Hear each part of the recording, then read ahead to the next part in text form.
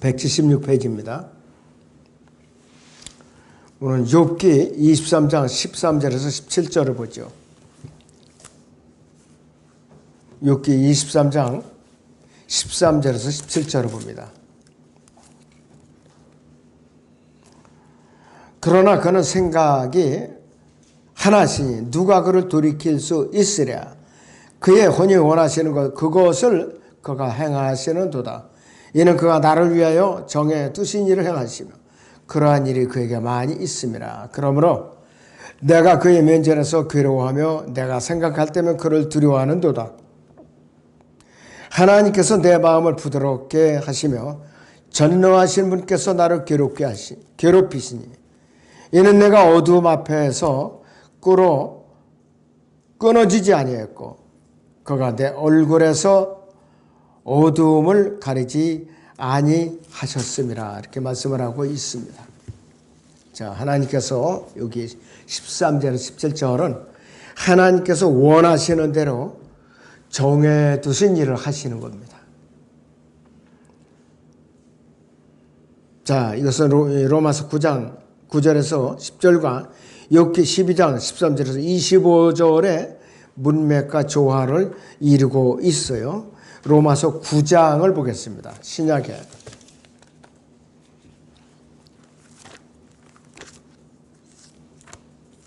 구 9장 9절에서 10절을 보죠. 약속의 말씀은 이것이니 이때쯤에 내가 오리니 사라에게 아들이 있으리라 하신 것이라. 그뿐 아니라 리브카도 한 사람 곧 우리 조상 이삭에 의하여 잉태하였는데 아직 자식들이 나지도 아니하였고 또한 무슨 선이나 악을 행하지도 아니하였을 때에 택하심을 따른 하나님의 목적이 행함에 의해서가 아니라 부르시려고 그분에 의해서 있게 하시려고 그랬습니다. 자, 하나님께서는 원하시기로 작정해서 무슨 일이든지 하셔요. 사라도 세상 말로 말하면 쪼그랑망태기 할머니가 89세에 잉태를 했어요. 웃었죠? 웃어. 하나님 당치도 않은 말씀입니다. 그래서 웃었어요. 근데 90세에 아들을 낳았다 이거예요. 자, 그래서 하나님께 무엇인가를 하시고자 마음을 먹으시면은 반드시 그 일은 어떤 일이 있어도 실행이 되고 마는 거예요. 어떤 일이 있어도. 근데 사람들은 하나님을 대수롭지 않게 여기는 거예요. 자, 로마서 9장 18절부터 봅니다.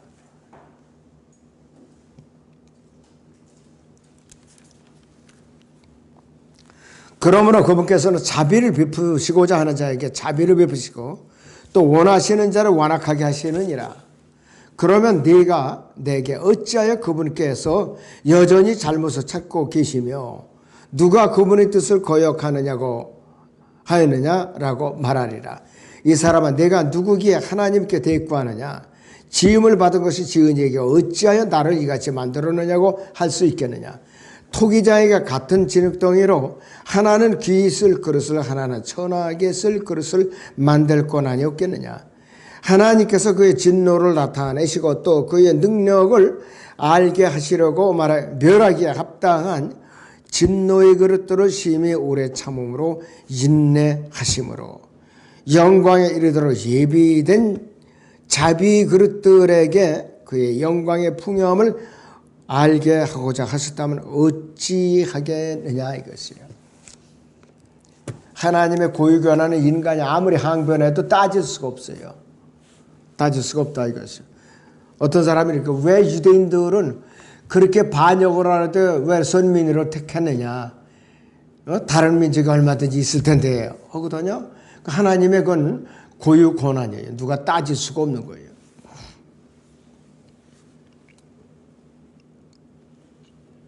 자, 그래서 하나님의 혼이 원하시는 것을 반드시 행하게 돼 있고 정해 두신 일을 반드시 행하시는 분이에요. 바로.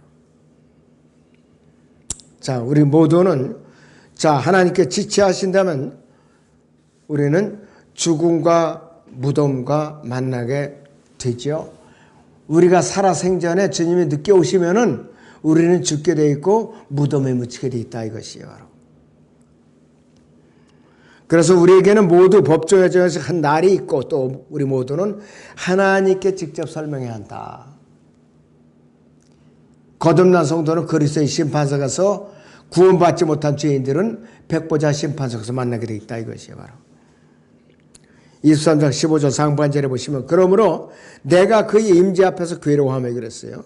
바울의 헛되이 달린다고 생각할 때에 괴로워하는 것 같다고 괴로워하며 내가 생각할 때면 뭐냐 온전한 사랑은 두려움을 쫓아내기는 하지만 온전한 사랑은 공손한 신뢰와는 전혀 상관이 없어요.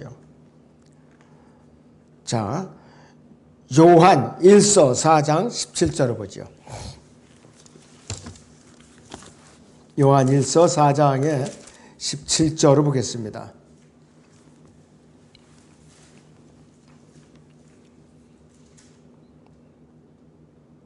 이렇게 우리의 사랑이 온전해졌나니 이는 우리로 심판날에 담대함을 가지게 하려는 것이라. 이는 그분이 그러하신 것 같이 우리도 이 세상에서 그러하기 때문이라 그랬습니다. 왜? 우리는 세상에 속한 자가 아니기 때문에 그런 거예요.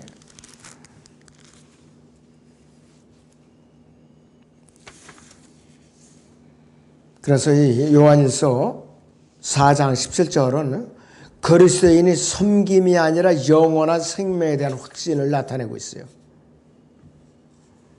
자, 그래서 우리는 이 섬김과 관련해서요. 거듭난 성도들은 여기에 주어진 명령 두려움과 떨림으로 너희의 구원을 온전히 이루라는 말씀에 순종하는 거예요. 바로 욥은 인간이 마땅히 하나님을 두려워해야 하는 그 두려움으로 하나님을 두려워하고 있어요.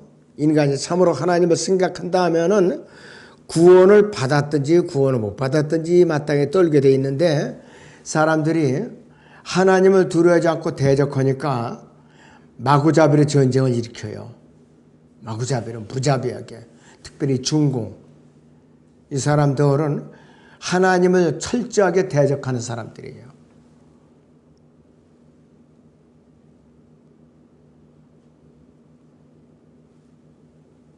자, 욥기 37장 24절에서 그러므로 사람들은 그분을 두려워하며 그는 마음이 현명하다고 하는 어떤 자도 존중하지 아니하시는도다. 하나님 앞에 지식을 자랑하면 안 되죠. 그 사람은 하나님께서는 사람을 외모로 보시지 않아요. 그래서 하나님의 심판 앞에서는 어떠한 사람도 견뎌낼 수가 없어요. 하나님 심판 앞에서는. 그 다음 단락에 하나님께서 내 마음을 부드럽게 하시며 그랬습니다. 욥이 아무리 마음을 모지게 먹고 신랄하게 해도 그는 결코 파라오의 완악한 한계까지는 이르지 못한다 그랬어요. 파라오는 자기 첫 태생, 이집트의 첫 태생을 다 죽이고 10가지 재앙을 겪고서도 끝끝내 군대를 몰고 홍해까지 쫓아나왔어요. 하나님께서 홍해에다가 파라오의 그 군대를 싹 수장을 시켜버린 사건이 나와요. 어떤 유튜브에 보니까 모세가 손을 이렇게 싹 트니까 홍해가 이렇게 싹 갈라지는 장면. 그것까지도 이렇게 묘사하고 그려갖고 유튜브에 실어놨더라고요. 아주 실감나게 해놨어요. 그런 사람들은 하나님께 지혜를 주신 사람이에요. 잘 표현해서 사람들한테 좀 보여주라 하고.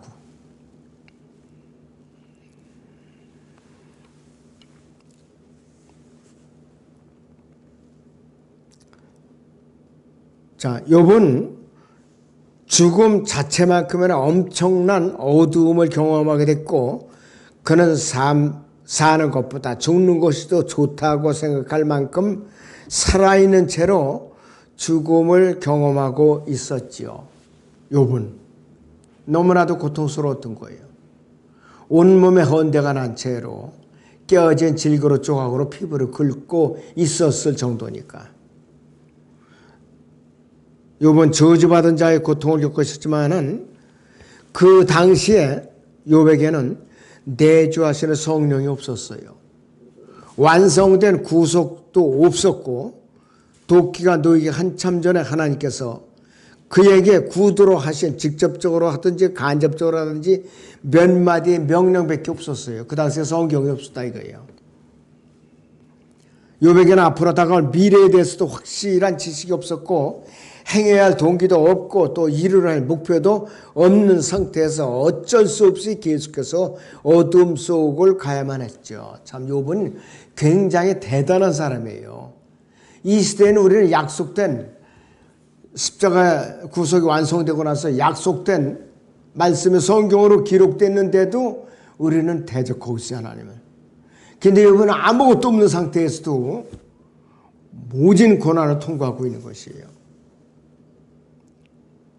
사도 바울은 단두대를 향하게 가고 있었는데 그의 위토와 양피질이지만 모든 것을 빼앗긴 상태였고 사람들은 그것마저 훔쳐가려고 했을지도 모르지만은 사도 바울은 사형 집행일을 맞이하러 이제 가는데 그에게는 집은 고사하고 차도 없었고 부동산도 땅 한 평도 없었고 건물도 없었고 주식도 채권도 없었고 가족도 보험도 생존자도 없고 주일학교 출석인원도 없고 그에게는 학교 버스도 묻힐 무덤도 없었 그런 상태예요. 교수대로 가는 길에 그는 하나님의 구원하심을 자랑을 했던 것이에요. 자, 디모데후서 4장 17절 18절을 보죠.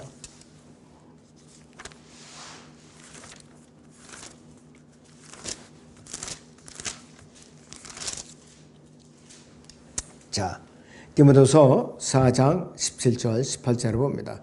그러나 주께서 내 곁에 서서 내게 힘을 주신 것은 나를 통하여 복음 전파가 온전히 수행되어 모든 이방인들로 그것을 들을 수 있게 하려 하시며 또 내가 사자 입에서 구출되었느니라.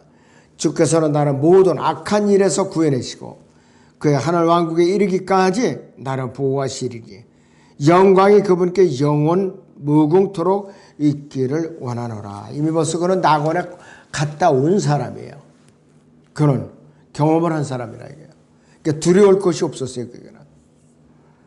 그래서 사도 바울에게는 내주하시는 위로자 성령이 계셨어요. 신약 성경에 그는 4분의 3을 기록한 사람이에요. 자그마치. 그랬더니 그에게는 뭐 세상에서 가지고 움켜질 필요가 없었어요. 아무것도. 자, 욥기 24장을 봅니다. 욥기 24장 1절부터 6절을 우선 봅니다. 전능하신 분께는 때가 감춰지지 않음을 알면서 어찌하여 그분을 알지 못하는가? 못하는 자들이 그분의 날들을 보는가? 어떤 자들은 경계표를 옮기며 양떼들을 강제로 빼앗아서 기르고 압이 없는 자의 나귀를 몰아가며 과부의 숫소로 가져다가 저당 잡는도다. 그들이 그 빗반자를 길에서 몰아내니 땅에 가난한 자가 다 함께 숨는도다. 보라, 그들은 사막에 있는 들나귀들처럼 일을 하러 나가서 일찍 일어나 먹이를 찾으니 그들과 그들의 자녀들을 위하여 광야가 먹을 것을 내는도다. 그들은 각기 들에서 자기 곡식을 거두며 또 그들은 악인의 포도를 모으는도다. 이렇게 말을 하고 있습니다. 그래서 이 대환란, 큰 환란 때 남은 자들이 받아야 할 박해에 대해서 언급하고 있는 것이 1절에서 6절입니다.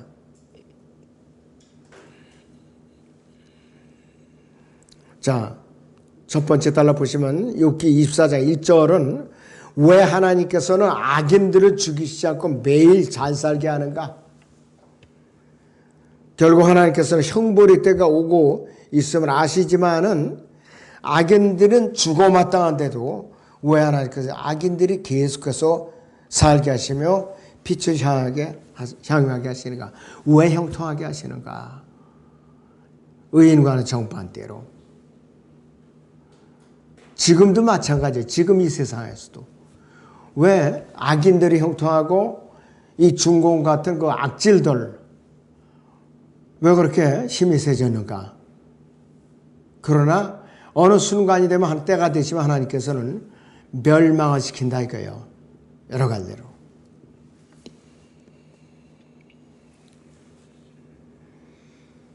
자, 알지 못하는 자들 욥기 24장 1절에 대한 업적이 2절에서 5절에 나와 있는 것이에요. 바로 어떤 자들은 경계배를 옮기며 양떼들을 강제로 빼앗아가서 기르고 아비 없는 자의 나귀를 몰아가며 과부의 숫소를 가져다가 저당 잡는도다.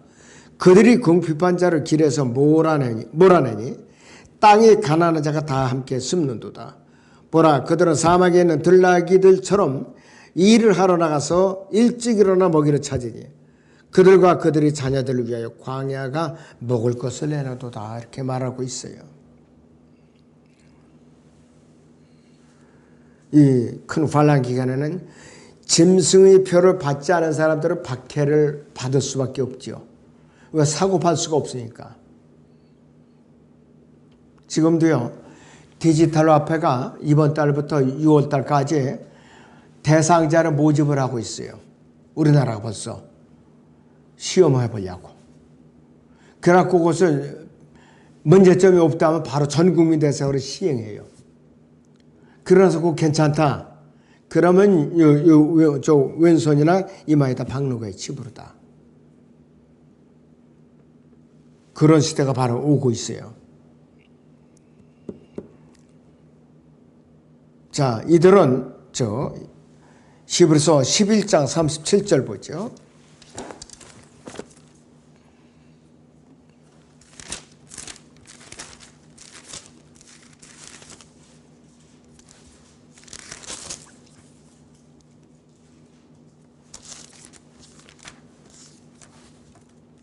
거기 보시면 이렇게 말씀을 하고 있어요. 돌로 맞고 토벌을 켜지고 시험을 당하고 칼로 살해됐으며 양의 가죽과 염소의 가죽을 쓴 채 유리하며 궁핍과 고난과 학대를 당하였느니라. 세상은 그들이 살만한 데가 못 되었으므로 그들은 광야와 산속과 동굴과 토굴에서 유리하였느니라 했습니다. 먹을 것을 얻으려고. 그리고 카타콤이라는 동굴에서는 거기서 태어나고 살고 죽고 몇 대를 그렇게 살았던 유적이 아직도 있어요. 지금도. 지난번에 몇 번 더 말씀을 드렸지만 나바테안 왕국이라고 여러분들 아시죠? 나바테안 왕국은 어떻게 해서 도시가 멸망했느냐면 로마 군대가 동원해갖고 밖에서 들어가는 물을 끊어버렸어요. 물을. 왜? 동굴 속에 물이 없으니까. 그래갖고 항복을 했다고 그래요. 그런데 앞으로 대원할 때는 하나님께서 어떻게 먹여 살리느냐, 남은 자들을 동굴로 피난을 시키시는데 밤에 광야에다가 만나를 내려주셔요. 그 만나에는 수분이 포함되어 있어요. 수분. 그럴 때는 살 수가 있어요. 굉장히 신비죠, 이것도.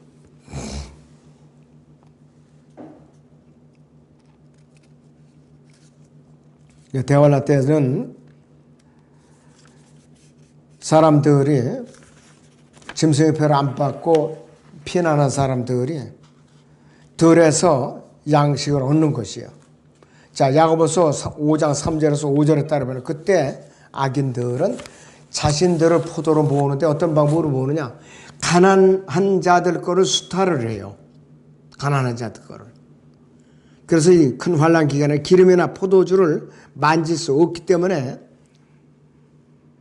자, 여기서는 어떻게 되느냐? 그때는 이 킹제임스 성경을 고치는 모든 죄인들은 종교 통합으로 묶어주는 공통점이 있는데 뭐 어떻게 되느냐? 영적인 눈이 완전히 멀어버리는 거예요. 그때 가서는 철저하게 멀어버려요. 자, 욥기 24장 7절에서 12절을 같이 봅니다.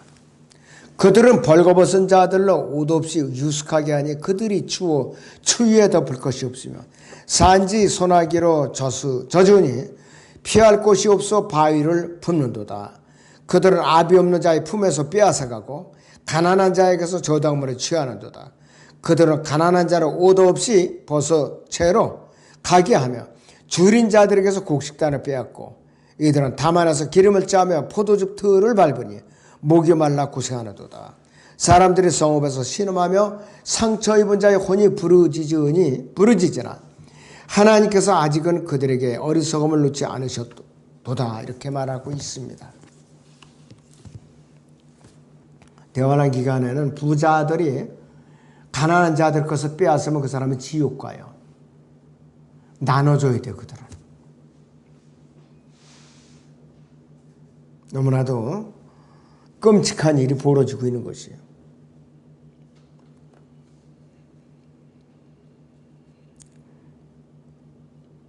그래서 욥기 24장 5절, 6절의 주제는 대환란 때 남은 자들이 받는 박해이기 때문에 욥기 24장 6절과 6절절에서 구분을 지었는데 남은 자들이 받는 대우를 소개하는 욥기 24장 2절과 3절을 살펴보았고 악인들을 처리해 보면은 24장 3, 4절이 그들은 욥기 24장 1절에는 알지 못하는 자입니다.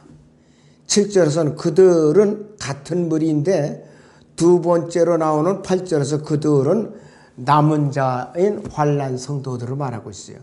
피트라로 피신한 자들. 자, 여기 24장 9절에서 그들은 압이 없는 자를 그 품에서 빼앗아가고 그랬습니다. 12지파에게 기록된 야고보서 1장 27절에 나오는 큰 환난 비교 구절에 주목해야 되는데요. 욥이 말한 것은 모두 어느 시대에서나 가난한 사람들과 함께 악인을 다루는데 적용이 되고 있습니다. 이 구절은 야곱의 고난의 때에 특별한 중요성을 갖는데 그때는 부자가 되면 자신의 혼을 잃어버리게 되는 거예요. 부자가 되면. 왜? 욕심을 부려서 가난한 사람들 거를 수탈을 해요. 지금도 일을 시키고 나서 품삯을 안 주는 사람들이 그렇게 많아요. 지금도. 이 악질들이죠.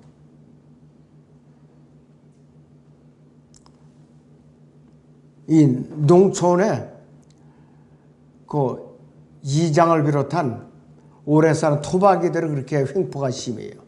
외부인을 불러갖고 일을 시키면은 품값을 예를 들어서 하루에 고된 일당이 20만 원 약정했으면 뚝 떼어먹고 10만 원만 주면서 이게 관례야 하면서 나쁜 소리를 하고 이런 엉뚱한 소리를 하고 있어요. 포도주와 기름은 큰 환난 때 보호를 받게 될 것인데 자, 로마 카톨릭은 항상 여러 나라들에게 포도주를 공급해줘요. 그들을 하여금 취하게 하고 또 이 사람들을 포도주로 취하게 하고 통제하는 것이. 그래갖고 로마 카톨릭이 지하 포도 창고에 가면 몇백 년 된 포도주가 그렇게 많다고 그래요. 제일 비싼 포도주들. 욥기 4장 12절 상반절에서 사람들이 성읍에서 신음하며 이렇게 하고 있어요. 그 성읍 안에 있는 사람들은 시골에 있는 사람들보다 훨씬 더 어려움을 겪는다. 대환란 기간에는요. 시골에 있는 사람들보다 도시에 있는 사람들은 엄청난 고통을 받게 돼 있어요. 도시를 세운 첫 번째 사람은 카인이었었죠. 살인자 카인. 자, 집에 집을 붙이는 사람들은 적그리스도가 유네스코, 유니세프, CRF, 그 다음에 로마 카톨릭 교황들과 외계에서 온 그들의 친구들의 도움을 받아서 왕국을 도래시킬 때 부르짖을 것이다 그랬습니다. 오늘 여기서 마칩니다.